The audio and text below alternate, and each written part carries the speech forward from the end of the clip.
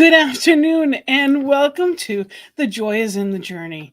I am Gina and I am the host of this wonderful show where we bring about joy. That's what we're here for. We are here to talk about more and more ways to find joy in your journey. Far too many people are waiting, are in that place of, well, when this happens, then I'll be happy. When I have the new job, when I have the right mate, when I've lost that weight, and you fill in the blank. Too many people are living in what I call destination happiness. Our joy is already within us. Anything that you really need, you were born with. Tuned in, tapped on. When we tune into it and tap into that absolutely beautiful spirit within us, that soul knows and directs and always knows our path to joy. It's a divine quality. Spirit as us, always it's available. But are we accessing it? That's the question. So here we will be doing just that. Every week we find new ways to tap into joy. And I absolutely have somebody wonderful today that can help us do that in a whole new way. For many of you on the network, she will be a familiar face. We are blessed to have her on New Thought Media Network, and we are blessed because she is just pure joy. Every morning she's with us, and I am so excited. Today we have Rev Steph from Wake Up and Say Thank You every morning. And, it's Rev Steph St Amand. And she's the co-founding spiritual director of One Love Awakening, a virtual community devoted to bridging hearts, awakening minds, and transforming lives. Called to spread the message of love and self-acceptance, Rev Steph is a spiritual teacher, international speaker, content creator, and author. Found in the award-winning best-selling book, Navigating the Clickety-Clack: How to Live a Peaceful Life in a Seemingly Toxic World, Volume 3. Rev Steph is an ordained minister with Centers for Spiritual Living and a cultivator of radical joy. Love it. Living in their joy, they make spiritual practice a global experience with their long-lasting live stream, Wake Up, Say Thank You.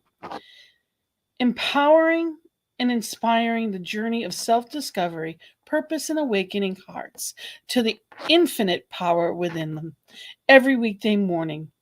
Drawn to science in mind and tapping into the power that is greater than. Rev Steph has experienced radical personal transformation and healing through the embodiment of this teaching. And we'll talk more about One Love Awakening and all kinds of things. And I'm so happy to have you here. Welcome to Finding the Joy in the Journey. Well, thank you so much for having me. When I have the opportunity to talk about joy, I am in. Is there a better topic, really? Is there something better that we could be discussing? I don't think so. It could be tied with love. Love and joy, they're synonyms. You see the back pillows, don't you? I do. Yes. I agree. My next dog, I've already earmarked. I have pictures everywhere. It's going to be a golden retriever puppy named Joy. She's everywhere. She's my screensaver. She's everywhere. And it happens to be a golden retriever, National Golden Retriever Day today. Oh, I didn't know they got a whole thing, because I actually believe I am part golden retriever. So well, there you go. You were the exact person for the show then. See? The universe aligned once again. Yes. Wonderful. I like planting joy beans. I always have some joy beans in my pocket, and wherever I go, I'll plant them for sure.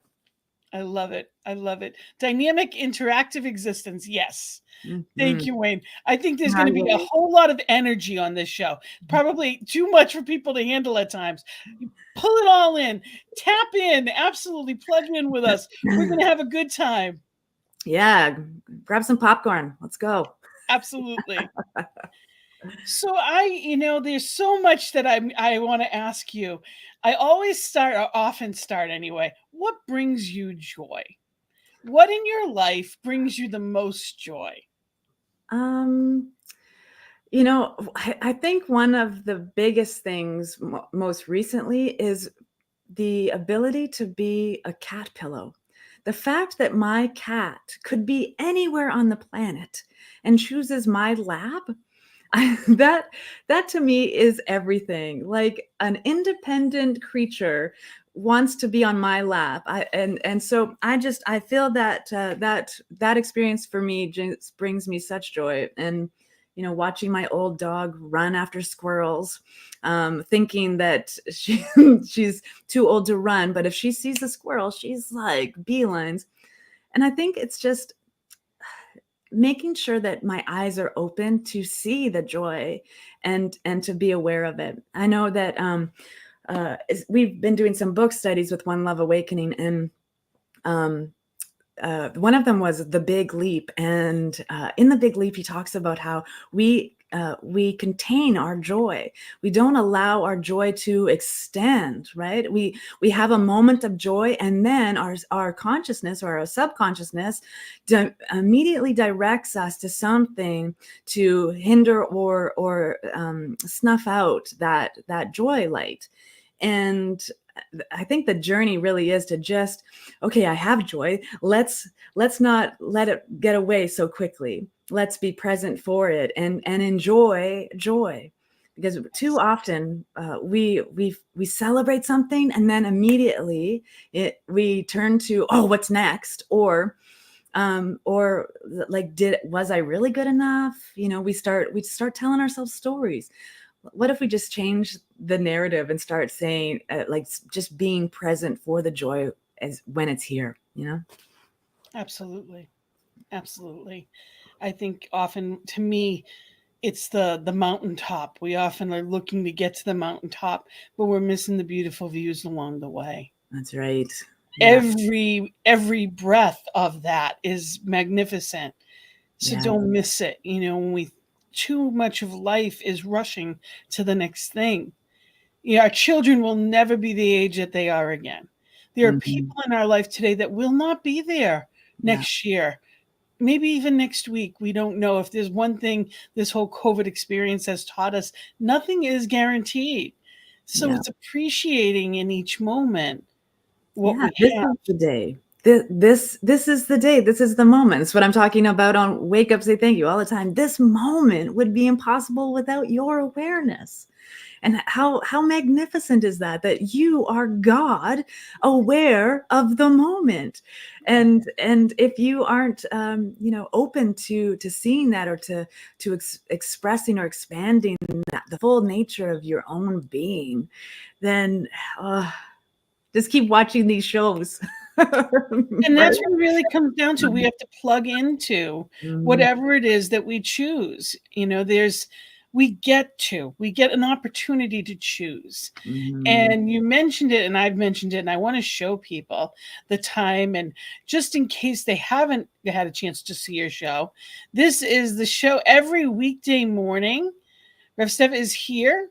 Now, whatever time zone you're in, you'll find it along the way. So 8 a.m. Pacific and 10 a.m. Central Time, where she is in Canada.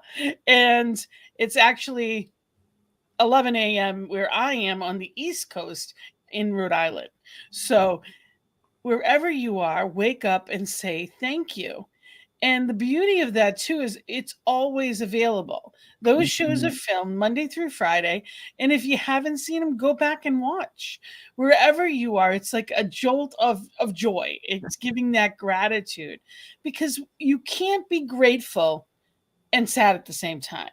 You get a choice of how we walk through life. We get, whether we're choosing consciously or unconsciously.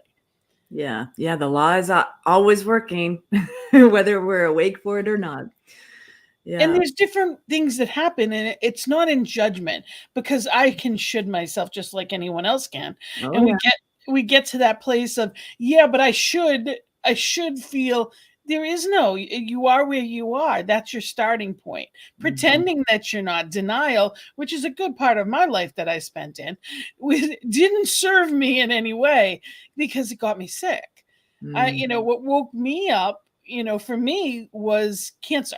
I had a couple of different cancer surgeries and I could not walk at the end. Actually, I was in a coma from the second one. So it's one of those things that we come out of this place and we get a chance to wake up. Now, I know you have your own story from before Science of Mind, before you found and lived these teachings. So I would love to hear about that. Mhm. Oh, yes. So I found Science of Mind in 2008, and before that, my early 30s. When we're all looking for some, when we're at the right age for looking for something more in our life. And but from the age of 13 to 33, I suffered from chronic anxiety disorder and severe depression. I was most of my 20s I lived in a very dark place, and I lived in a place where um, it was a dark cave. I call it my dark 20s, or the dark depression of the 20s. And there was just a lot of the world is out to get me. There's a lot of I believed that everything outside of me was unsafe. And so I was a very, very good storyteller in that way. I was constantly affirming the things in my life that were going wrong. And I lived, oh my goodness, like I've experienced homelessness and hunger. I've experienced these amazing and wonderful things. And I say amazing and wonderful things because on the other side of them, the way I found Science of Mind, I'm now so grateful because of who I am today. I would not be who I am today without having experienced all of that, without having, I tell this story very often. There was a time in my life, I was about a week or so away from getting evicted. My fridge was empty, and I was going to make my last cup of rice. I had 1 cup of rice left in my home, and I went to pour it in the pot, and it fell all over the floor. And I fell with it. I fell right in onto the floor with this cup of rice and started bawling my eyes out.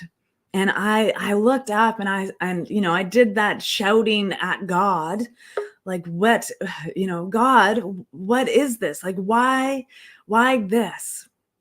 I need some help. I need some support. And that was probably the first time I even asked God for help. Right? I was always thinking I had to do everything for myself, and if I wanted it done right, I had to do it myself. And so I kept putting all of that stuff, all those restrictions on my own being.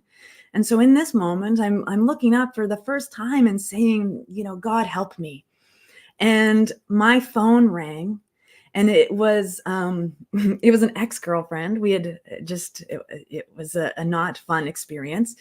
And that ex-girlfriend called me up and said, I heard you're struggling, and I would really love to come and buy you some groceries.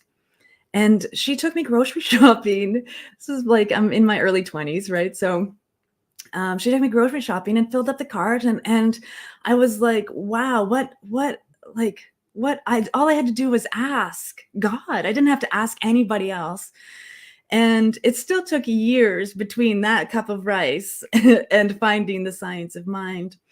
In fact, a month before, 2 months before I started the Science of Mind, I was on the suicide hotline trying to trying to figure stuff out. Life was difficult, and life can be difficult.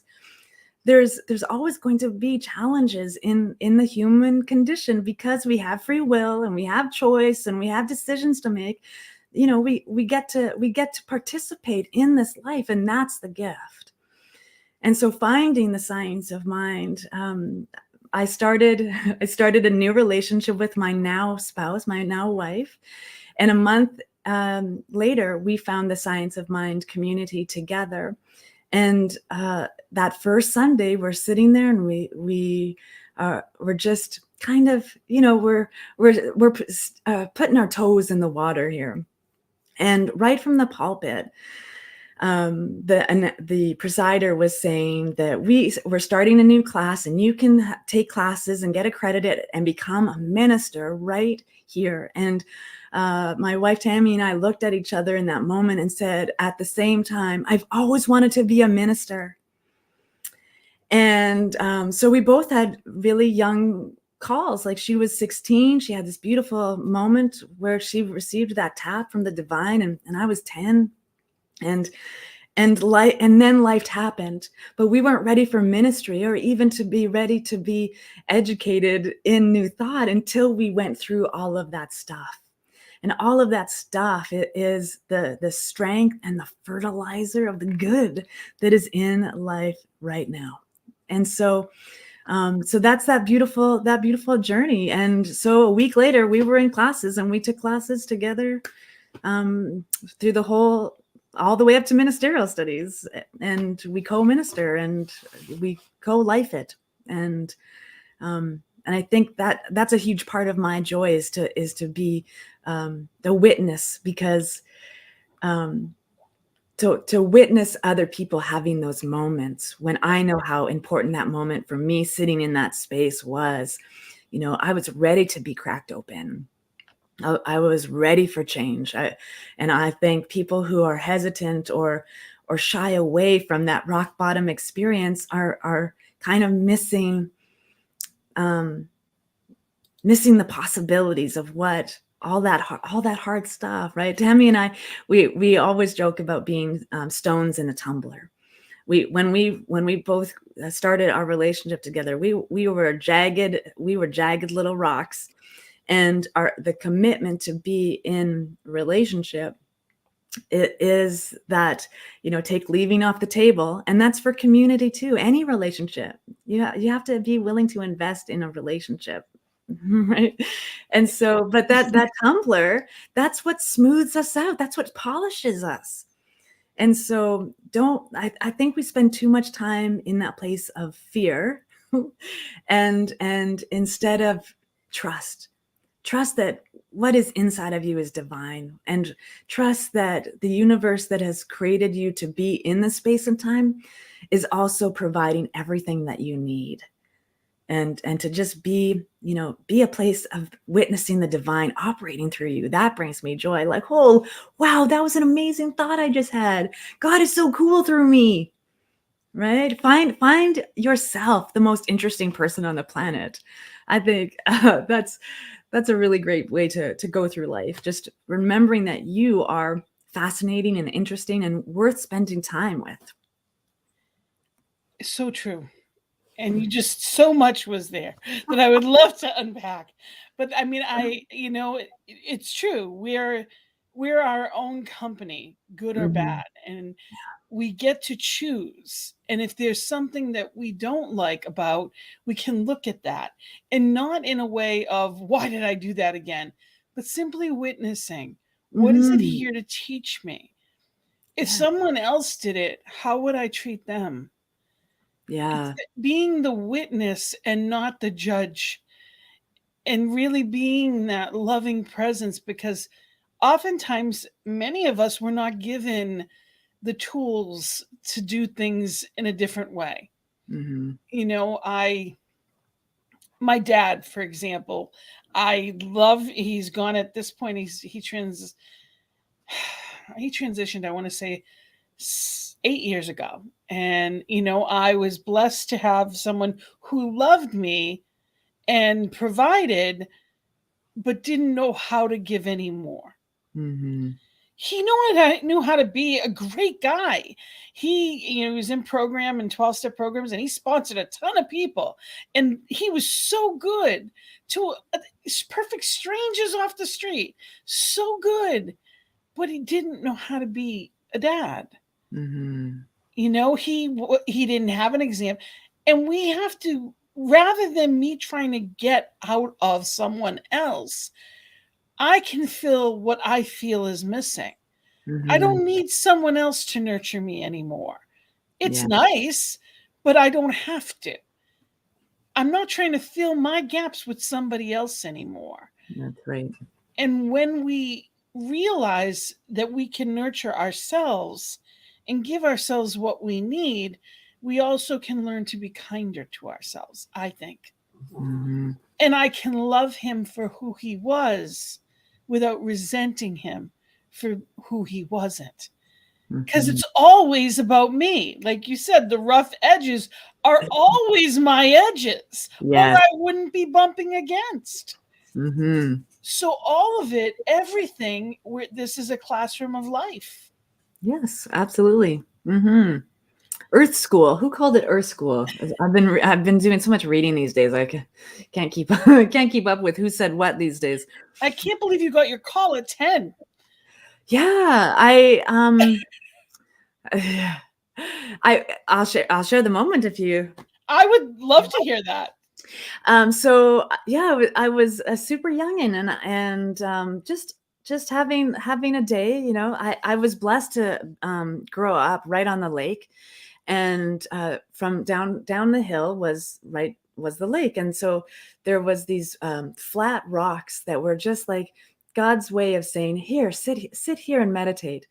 And so I'm sitting there, and I'm just gazing around, and not being aware that now we would call it meditation, but at 10 it's like I'm sitting sitting still for the first time in 10 years.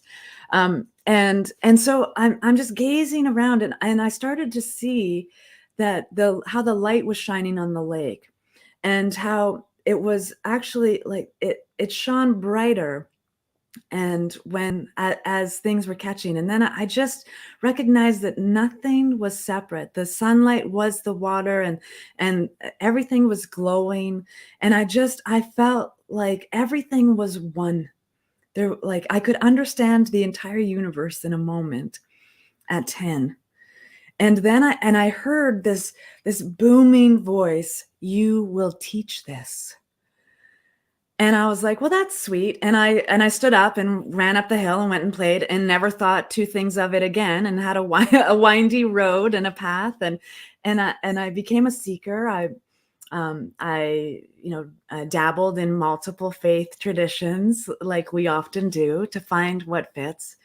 And I had to go through all of that struggle so that I could teach that, right? Teach oneness, because and that's what and that's all I do today is oneness and wholeness, and just keep getting it back to that I separation is suffering. And when we can realize and come together in an understanding that we are not separate, we are one. We are an infinite wholeness, partaking as individualized expressions of divinity.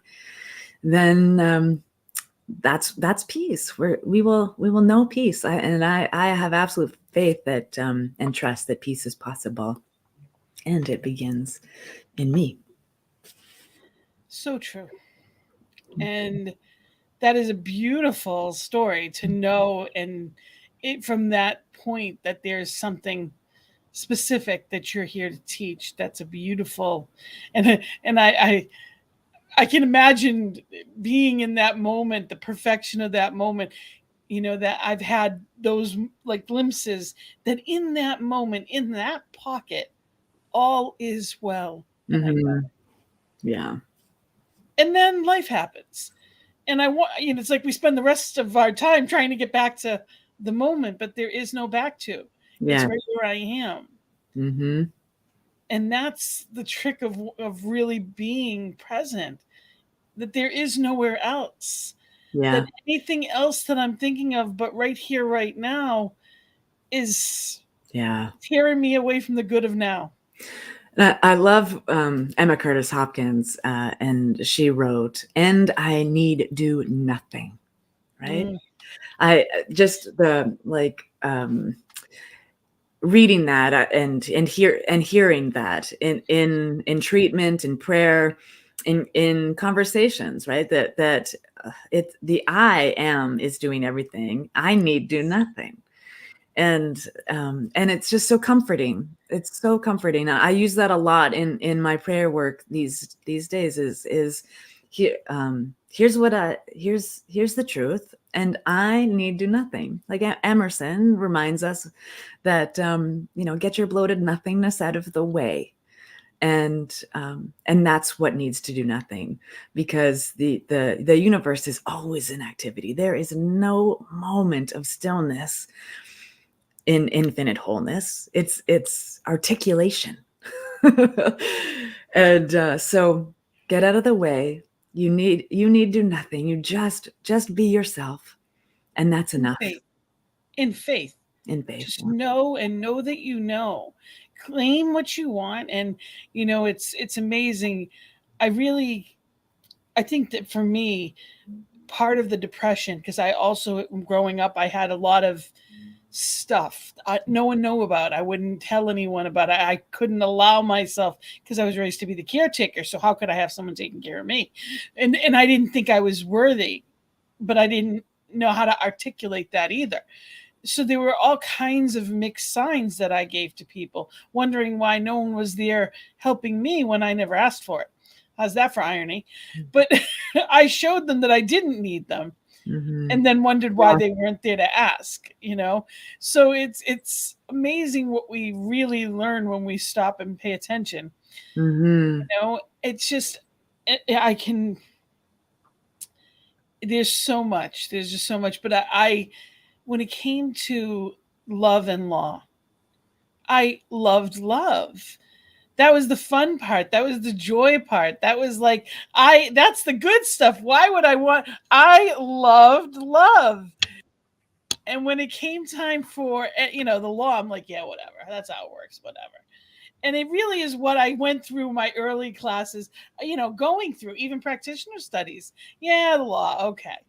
But I never got it. Yeah. And in ministerial school, something clicked and I got it. I'm like, oh, that's the good part. That's where I let go and let spirit do it. Let God have it. Okay. Yes. Now I actually, a lot of my treatments will be, I keep my hands and feet in the ride. Not mine to do. Stay in the ride, boys and girls, and just let it be fun. Mm-hmm. Yeah. I'm just going to slow it down and I'm going to mess things up. So let spirit do what it does. I'm going to let God be God today. How's that for a novel concept? And when I put it in those simple terms, it reminds me that it's simple. Mm-hmm. Yeah. Oh, and it's so very simple. The human being loves complication, right? So we're like, oh, this is going to be easy. Let's throw some big boulders in our pathway, and it's kind of like Scotty on Star Trek. I'm a Trekkie, just so you know. Yeah. And so Scotty would always make everything seem like it was going to take forever so that he looked good. Right. And that's what we do as human beings. We're like, oh, you know what? I totally do that for you, but it's going to take 3 weeks. And then, 2 days later, it's done. Look at how great I am.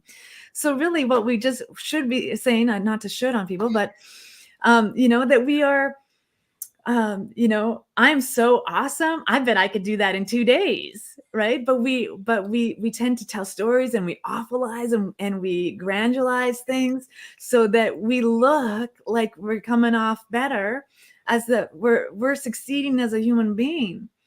And really just to be present in aware presence. That's for me, everything. To be aware presence, being aware. And so the moment, just being in the moment of existence, for all of spirit to like flow out of that. And we just constantly make things more difficult. But the law is simple. Think, and it is so, right? As you believe, it is done unto you. It's simple. And it's been taught in that way for 2,000 years. And we're still going, I want to make it complicated. Sometimes I don't think it's that, it's not even the complication, because some things flow very easily. It's what you're used to. When you were finally ready, you broke down and you're like, okay, what's with the cup of rice? Like, seriously, come on now. And the phone rings. When we're finally at that point of surrender, of not trying to do it my way, we allow, sometimes we just suffer, because suffering, everybody will experience pain and discontent in different ways. Stuff happens, grief happens, we lose people, we lose pets, we lose things change, and sometimes it's extremely, I am not minimizing life experience. I have had enough of it that I am not by any means minimizing. And sometimes life is absolutely devastating.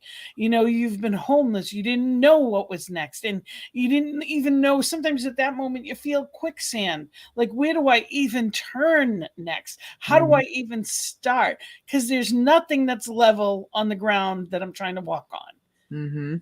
When everything has blown up, that's the easiest time to turn to spirit, but it's not often what we're taught. There's that part of us thinks I need to fix this, which the sense in that one, because I'm the one that got myself into the jackpot to begin with. So I always love that concept that, well, I need to do something. I did something. Look where I am. So it's like, now what? And it's like, spirit, okay, what's the next right step? That's all there is the next right step. And you cannot be in fear and faith at the same time. It's the way that it works. So if I'm experiencing anything but faith, then there's fear there. So now what? And sometimes we need other people to help pull us out. Oh, absolutely. We are communal folks, right? There's what we say at One Love is that we're just good people walking each other home, because not one of us is here alone. We're on the planet. And although we are the wholeness of God, spirit, divine mind, we are not the totality of it. And so absolutely, it was other people who other people are always the ones who are going to help pull you out, right? And the one thing I love about that drew me to the science of mind is that I learned for the first time that I am accountable and responsible for my life. This is my life. No one else can fix me. No one else can heal me. No one else can grow for me. It's my responsibility to be here. And if I'm the one that got me into this place of madness, I am the one who will get myself out. And the pathway to that is very often in a community. We find our people, right? We find our very own tribe. We find our tribe. We find our folks, and that is how we that is how we move together. That is how we create a better life. That's in community, we give each other permission. And I study conscious leadership. I teach conscious leadership, and for me, it's like 15 commitments of a conscious leader. Is it's one of my new Bibles. It's awesome, but it doesn't have to be the 15 commitments to be a conscious leader. It's a 15 commitments for a conscious life. And, are you living above the line or below the line on these 15 commitments? And so coming into a community, we get to participate and engage and grow and support. And, just like when my first time stepping into a Science of Mind community or a New Thought community, I had all the baggage I could possibly carry.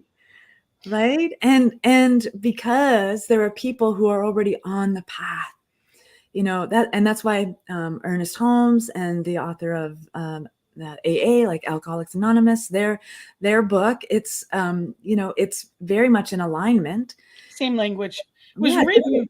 It was yeah, written at the time they studied the people that wrote together. the big book Yeah, studied our New Thought, you yes, know. yeah. And so that is the journey. It's this, the people who have learned it. It's our responsibility to teach it. And we were talking before we got on about that. Like, if this teaching hadn't transformed my life, I wouldn't be on my soapbox about it. But because I know it works, and it's the same way when I stepped into it, my first community, broken, unfixable, unworthy, self-loathing, all of this stuff. There's already people in on the path that can pull us and guide us and lead us to that possibility by living the example, right? I teach and I preach and I do all that stuff, but I cannot do the work for people, and it's so frustrating because I'd love to do the work for everybody. Because I already know, I know wholeness, I know joy, and I know that it is the sticky and the sweet. It's the hard spots and the soft spots. It's all of it.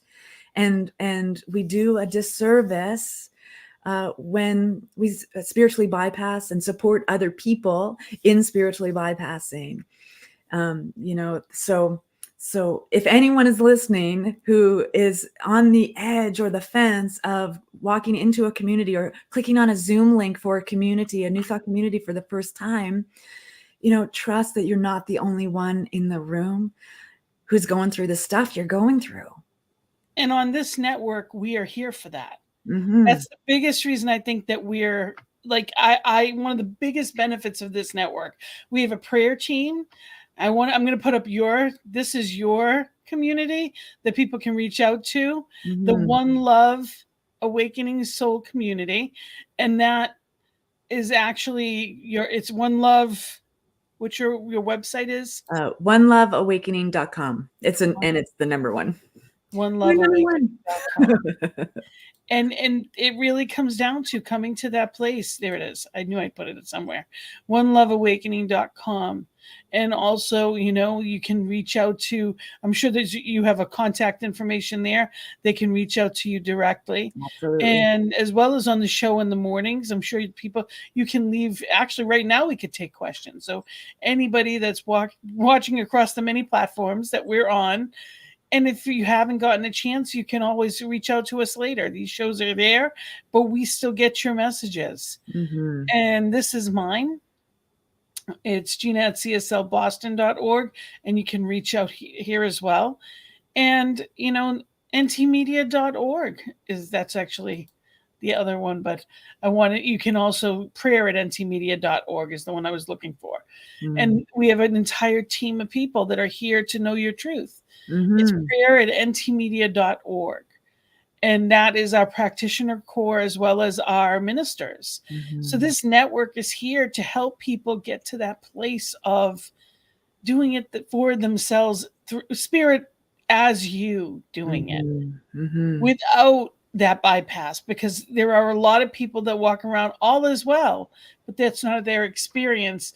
And it's true, all is well, whether we feel it or not. Yes. But when we are communicating with someone that really cares about us, we're here to be truthful. We're here to be in that place of, if I need help, I need to know and care enough about myself to say, this is what's going on with me. So that's where spiritual community is best. Yeah. Because we're born or hatched into a family that doesn't always understand. And sometimes some of us, if you're anything like me, my mom said to me on several occasions, where did you come from? Like, I'm nothing like anyone in my family. Where did you come from? And she said it with, mostly endearment, but I really wasn't like, I was that seeker. I was outspoken, and I didn't believe what everyone else believed just because they told me to believe it. Where did you come from? Well, some of us were born rainbow unicorn kittens. It I happens. love that. Sure. Absolutely. So, love, hope, and pixie dust. That was the other thing you said that I loved. It is. There's some of us that think differently, and New Thought is just that. So you've found your home, And there's a whole lot of different places, there's a lot of houses, and wherever they are, look and find and Mm-hmm. ask. Because if we say we'll treat, we'll pray, we'll know your truth, you have to receive it. Yeah. And there's oftentimes emotional stuff that needs to be released in order to receive. Mm-hmm. The Mm-hmm. word work denotes something really negative. So I don't want to say work in that sense, but there's stuff to unpack. Unpack. Yeah. Or there's healing that you at least need to receive, because a treatment heals anything if we let it. Yeah. We can, I love calling it like the weeds of doubt. The weeds of doubt, insecurity, false beliefs.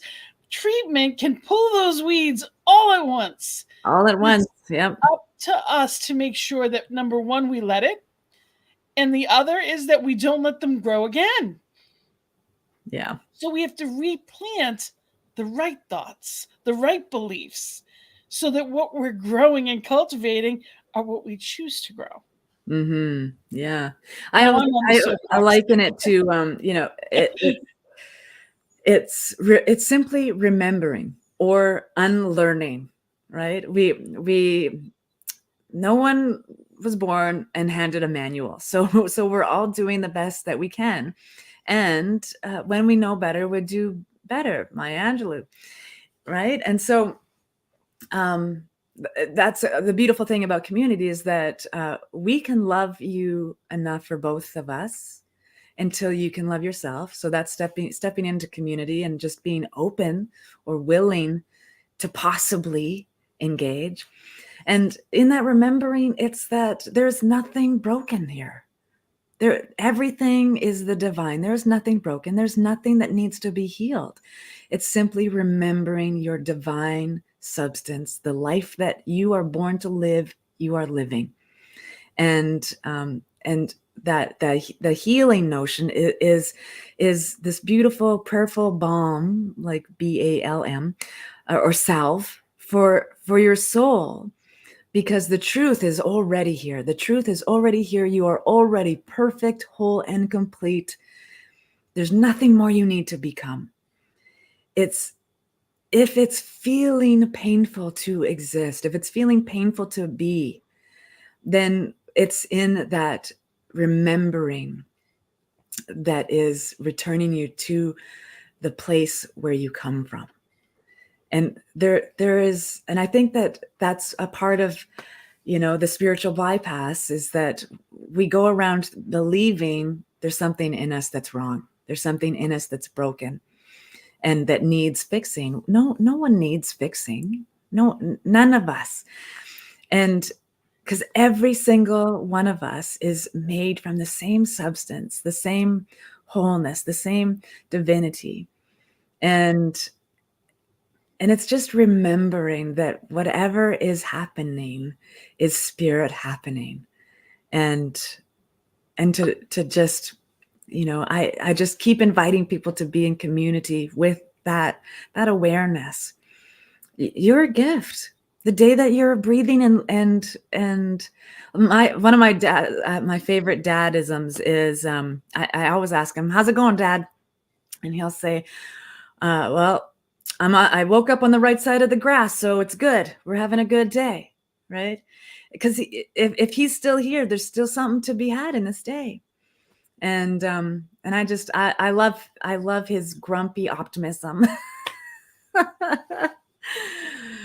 And that is the truth, though. If we're still here, we can choose to be happy at any time. There is no wrong turn that we've taken in life. We're exactly where we're supposed to be in this now, or we wouldn't be here. So it's trusting and relying and being in that place of knowing Spirit's got this. And by this, it's everything, and it's easy to say. It's easy to say. And when life blows up and nothing looks like I expected it to, then I say, like, what happened here? And I know you were sharing, and I have to say, I love it. You had a 20-year plan, because I always laugh. I certainly have no long term. That's not how I'm built.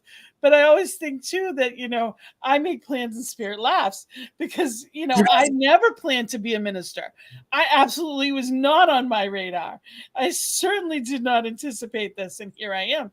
And I live in Rhode Island, and I'm spiritual director of the Boston Center. I grew up in Boston. I never planned on going back. Yeah. Yet here I am. So it happens the way it's supposed to when I pay attention. And Yeah. I know that, but I get a kick out of it because it wasn't on my radar. I was going somewhere warm.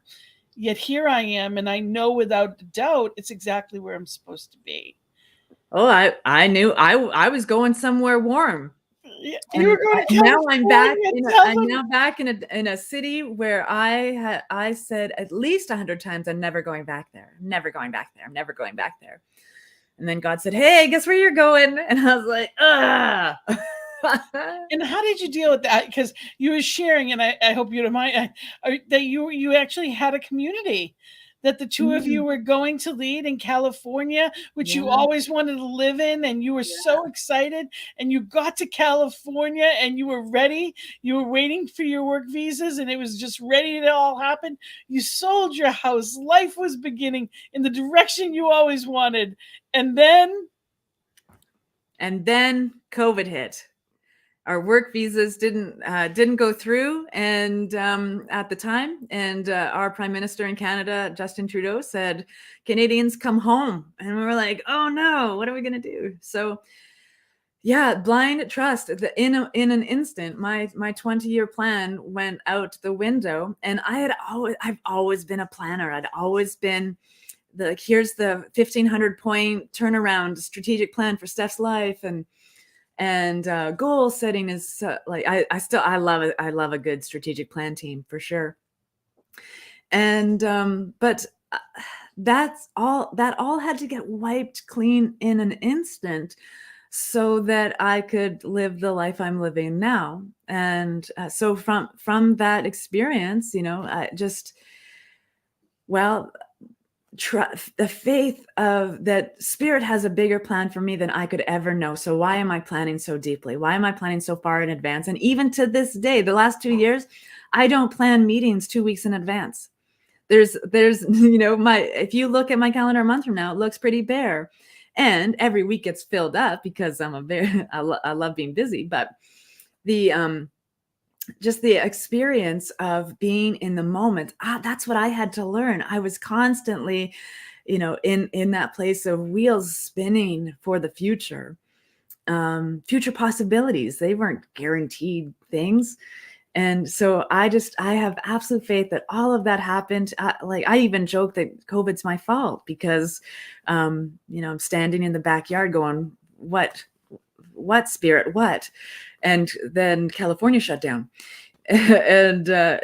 So the past 2 years for me has been just being in the moment. What's mine to do today? What am I here to do today? Who am I here to love today? What can I do more of today? And to just be present for that. And One Love Awakening, we're just a year old now, like officially 1 year old.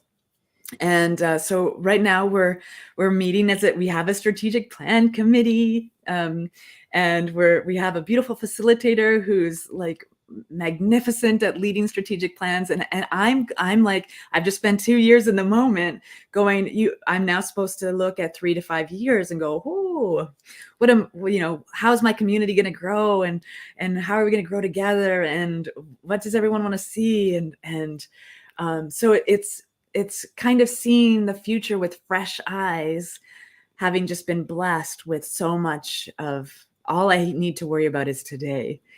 And but now we're a community, and we want to grow, and we're planning a soul family reunion retreat for September of 2022 here in Winnipeg, Manitoba, and then we get to see what's next. So we can have goals and ideas for the future, but be in a place of non-attachment for them, because that's the word. Like It's that our attachment to whatever that causes us any kind of pain. Yeah, because I grieved severely for months the loss of that 20-year plan. Like I thought I was going to be in that community for 20 years. I was going to be like this pulpit minister down in California, and an hour from the ocean, and just be in that place. And so I grieved very deeply for for some time, and sometimes it's like, oh no, I'm exactly where I'm supposed to be. And Amy Steinberg's song, I'm exactly where I need to be. I need to be exactly where I am. That's on repeat in my head. Whenever I bump into things that I'm unsure about, I'm like, is this mine to do? And I'll just check in with the Amy Steinberg albums and get back on track. You say that because she's actually, we're going back and forth to get her on the show.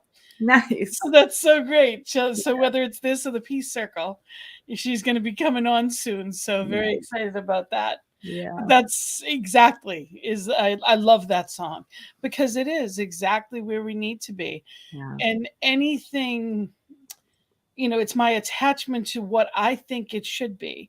I love the statement of this or better. This or better. Because there's something bigger and better. Spirit always has the highest plan.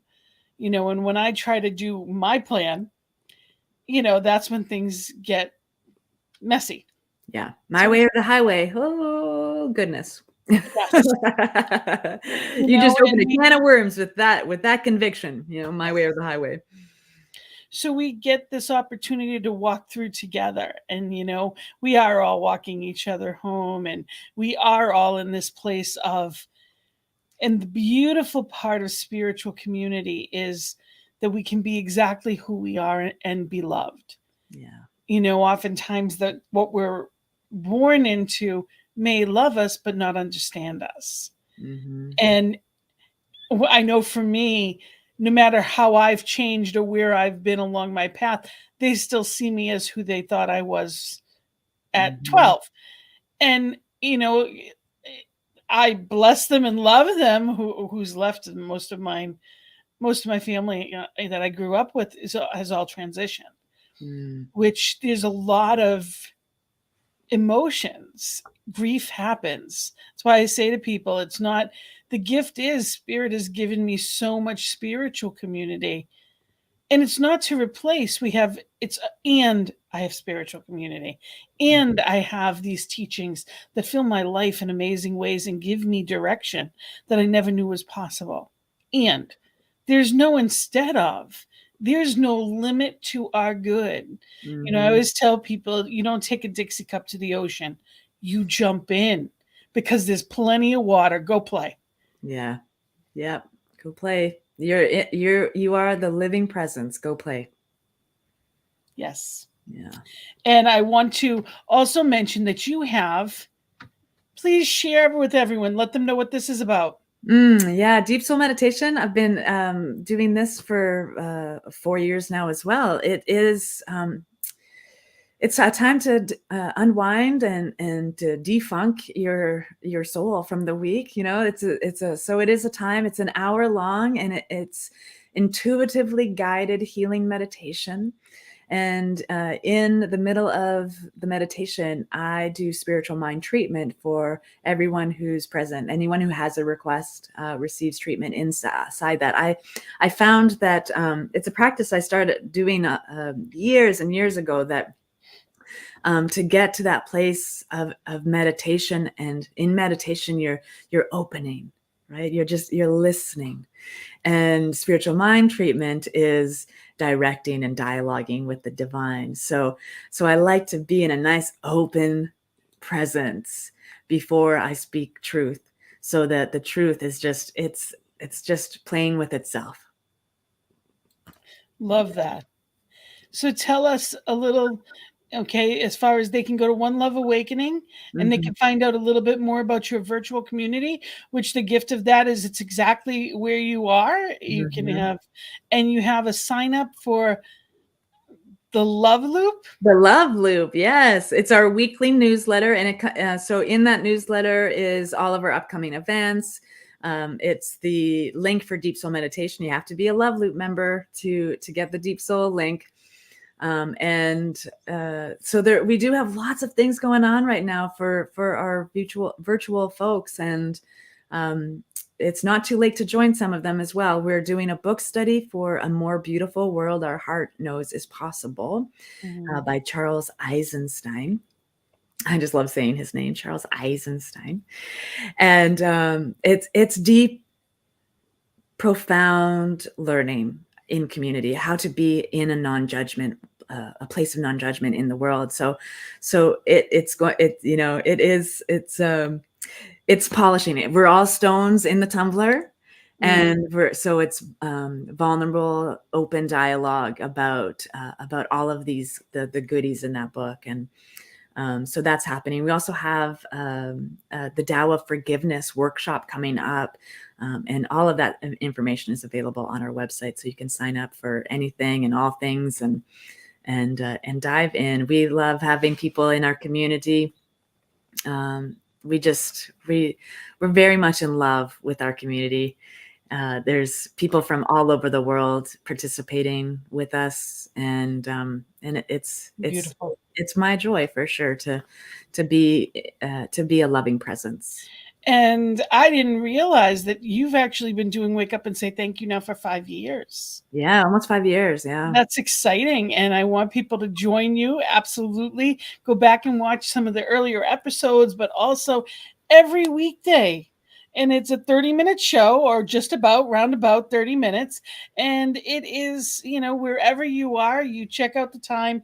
It's 10 a.m. Central Time. And wherever you are, you can figure that out for your own time zone. And let us know you're checking in on the replay with the hashtag replay. I go back and I read everybody's comments, and I make sure that people are, we see you no matter when you are. And I love that they're just out there now too, because I see people doing hashtag replays on ones from years ago. Yep. And that picture there just reminded me, I need to cut my hair. I'm getting a little shaggy. You say to me as I have lots of shaggy. So you and we are exactly where we're meant to be, and knowing that it's going to just, this network is a blessing to so many, and I am grateful. I want to just put out there that, we are here on this network to be that new thought, to bring that light into the world. Mm-hmm. So know that we are here, ntmedia.org. Go and click to donate. And it's hard to believe, but we are in that final moment. So I want to just say, remember, you can go to One Love Awakening. I want to say thank you for being here with us, Rev Steph. And I want to make sure people know that they can do, CSL Greater Boston. So it's Gina at cslboston.org. You can reach out to me. And I also wanted to just mention, I have a vision board workshop this weekend. So you can go to Gina at cslboston.org, or just cslboston.org has the information, but reach out to me by email and I can get you that link. It's love offerings, donations, start again, start your life. You get the whole opportunity. Join us from wherever you are, as well as a beautiful class on conscious aging coming up by Reverend Dr. Tony LaMotta. So if you're interested in any of that, reach out to me. I'll get you the details. Thank you, Rev Steph, for being here with us. You are a gift, and I look forward to seeing you on your morning shows. And you'll have to come back again and keep us posted on what's going on. Thank you so much for being and bringing the light. You are a gift. Namaste.